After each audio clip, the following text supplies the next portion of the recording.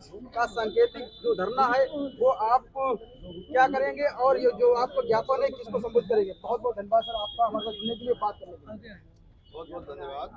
आज हम लोग माननीय जिलाधिकारी के माध्यम से महामहिम राष्ट्रपति जी को ज्ञापन देने आए हैं। हम लोगों का सबका मानना है, बल्कि जनमानस में भावना है कि ईवीएम के माध्यम से चुनाव में हेराफेरी हुई है।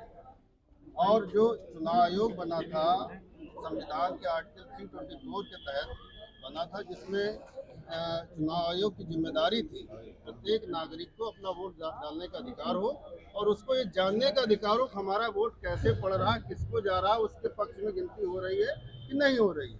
आज ईवीएम इन सब बातों पे खरी नहीं उतर रही है। हम ईवीएम में वोट डालते हैं, केवल एक लाल बत्ती जलती है, इसके अलावा मुझे नहीं पता चलता कि हमारा वोट कहाँ जा रहा है, किसके पक्ष में गया।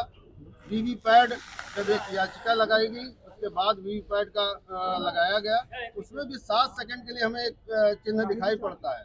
उसके बाद वो वोट कहाँ जाता है, किसके पक्ष में जाता है, ये हम सबको नहीं पता चल पाता। इसलिए ईवीएम पे आज बहुत बड़ी प्रश्न चिन्ह लग गया है और हम सब यही मांग करने आए हैं कि अगर इस देश के लोकतंत्र को बचाना, संविधान को बचाना है, तो हमें ईवीएम हटा के और फिर से पुरानी प्रणाली जो कि बैलेट पेपर था उस पर हमें आना पड़ेगा। और इसके अलावा अतिरिक्त ये भी है कि जिन देशों ने ईवीएम का इजाद किया था, ईवीएम लाए थे, चाहे जर्मनी हो, चाहे फ्रांस हो, चाहे अमेरिका हो, चाहे जापान हो, उन सारे देशों ने आज ईवीएम को हटा दिया और ये मानते हुए कि ईवीएम के माध्यम से हेराफेरी हो सकती है। उसमें चिप का भी प्रावधान है, चिप के माध्यम से हैकिंग और तमाम कुछ हो सकता है। उन सारे देशों ने ईवीएम हटा के पुनः जो है बैलेट पेपर पे आए हैं। हमारे देश में क्यों नहीं हो सकता?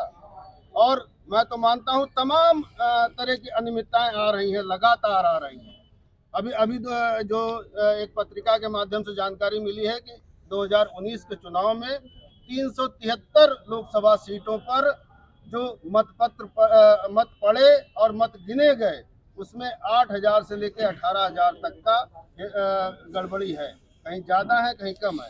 ये सब चीज़ें चल रही हैं। कई जगह पता लगा प्रत्याशी ही अपना वोट ये माना जाता है, जिस बूथ पे प्रत्याशी डाल रहा है उस बूथ पे उसका ही वोट नहीं निकलता, शून्य निकल रहा है। तमाम अनियमितताएं आ रही है। इलेक्शन कमीशन बार बार कह रहा है कि ईवीएम में कोई हेराफेरी, कोई हैकिंग नहीं की जा सकती है। कई बार ये इलेक्शन कमीशन ने कहा, इसके बारे में आप क्या कहेंगे? आप कुछ और बता देंगे अपने को, हम क्यों? जनमानस में अब ये व्याप्त है कि ईवीएम के माध्यम से हेराफेरी हो रही है। लोगों को बड़े पैमाने पर इस पर संदेह है। ईवीएम चुनाव आयोग की जिम्मेदारी है इस संदेह को दूर करने के लिए केवल हटा दे, ईवीएम को हटा दे और बैलेट पेपर से चुनाव कराए। कांग्रेस पार्टी ने बाकायदा हलफनामा दाखिल किया है कि ईवीएम से कोई हेराफेरी नहीं की जा सकती। कांग्रेस पार्टी के बहुत से लोग जो है इस समय कह रहे हैं, बहुत से लोग कह रहे हैं कि हेराफेरी हुई। अभी जो विगत चुनाव हुए हैं 2023 नवंबर दिसंबर, उसमें हेराफेरी हुई है। मैं ये सब नहीं कहता, मैं कहता हूं कि इस देश के जनमानस को अगर संदेह है, किसी प्रक्रिया पे संदेह है तो क्यों चुनाव आयोग और सरकार इस पे अडिग है? क्यों नहीं उनके संदेह को दूर करने के लिए बैलेट पेपर से चुनाव करा रही है?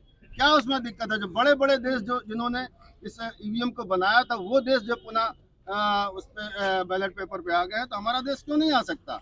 और इसके अतिरिक्त तमाम तरह के जो बातें हुई हैं, विधानसभा दिल्ली में भी एक सदस्य ने जो है इसका दिखाया था कि किस तरह उसमें हैकिंग हो जाती है।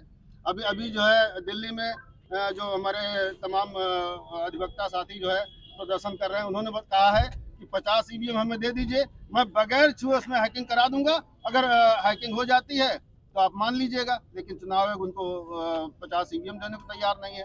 लेकिन आपको ईवीएम के विरोध में संदेह है कि पुख्ता प्रमाण है कि ईवीएम हैकिंग की जा सकती है? ऐसा है, बहुत सारी वीडियो क्लिप्स हैं, ईवीएम हैकिंग करके बहुत लोगों ने दिखाया है और गांव का हर व्यक्ति मानता है। आप कहीं भी चले जाइए, 80% 90% लोग मानते हैं कि हम वोट किसी को डालते हैं, वोट कहीं जाता है और जीतता कोई है। तो ये बहुत बड़ी संदेह है और लोकतंत्र संदेह पर नहीं चलता है। लोकतंत्र में जनता से सरकार बनती है, तो जनता को अधिकार है कि उसको पता चले कि उसका वोट प्रॉपर गया कि नहीं गया। अगर संदेह है तो उसको दूर करने में क्या परेशानी है? मैं ये सवाल करता हूँ चुनाव आयोग से भी और सरकार से भी। भारत के कितने परसेंट लोग ईवीएम को लोकतंत्र के लिए खतरा मान रहे हैं? मुझे लग रहा है आज 80% से ज़्यादा लोग मान रहे हैं कि ईवीएम के माध्यम से वोट की चोरी हो रही है। हम वोट किसी को देते हैं, वोट किसी और को जाता है, जीतता कोई और है। लेकिन इस समस्या का समाधान कैसे? तमाम पार्टियां अगर ईवीएम का इतना ही विरोध कर रही हैं तो उनको सामूहिक रूप से इलेक्शन का बहिष्कार कर देना चाहिए। क्यों नहीं कर रही? देखिए, पार्टियां क्या कर रही क्या नहीं कर रही, तमाम विपक्षी नेताओं के बयान आए हैं, लगातार आए हैं, लेकिन जो सामाजिक संगठन है उनकी जिम्मेदारी जाता है। जनता इस बात को मानने पे बिल्कुल तैयार है कि ईवीएम से हैकिंग हो रही है, ईवीएम से चोरी हो रही है। राजनीतिक पार्टियों को भी आना चाहिए। हम सब आह्वान करते हैं कि राजनीतिक पार्टियां इस मुद्दे पर एक साथ आएँ और ये मांग करें कि इस देश में अगला चुनाव जो भी हो वो बैलेट के पेपर के साथ हो। तो आज का जो ज्ञापन आप देने आए हैं वो किसको संबोधित करेंगे? ये महामहिम राष्ट्रपति जी को संबोधित है जिलाधिकारी जी के माध्यम से, और ये कार्यक्रम जो है देश में हर जनपद स्तर पर हो रहा है और बड़े बड़े महानगरों में बड़े बड़े आंदोलन इस बात पे हो रहे हैं। इसलिए मुझे लगता है कि हम लोग जिस तरह से ये लड़ाई लड़ रहे हैं, बहुत ही जल्द जो है चुनाव आयोग को हम सबकी बातें माननी पड़ेंगी और अगला चुनाव उन्हें ईवीएम को हटाकर और बैलेट पेपर से करना पड़ेगा। अच्छा, आज का ज्ञापन अगर सरकार आपकी बात नहीं मान रही है, ज्ञापन लेने के बाद अगर कोई सुनवाई नहीं होती तो आगे क्या क्या रणनीति? ये रणनीति यही है कि हम लोग सड़क पर उतरेंगे। आंदोलन ही एकमात्र रास्ता है और आंदोलन के माध्यम से ही बड़े बड़े तानाशाहों को भी झुकाया गया है। तो ये कोई बड़ी बात नहीं है। आंदोलन के माध्यम से जनभावनाएं अगर होंगी तो यहाँ की सरकारों को और यहाँ के चुनाव आयोग को भी सबको जो है ये इस पर कार्रवाई करनी पड़ेगी।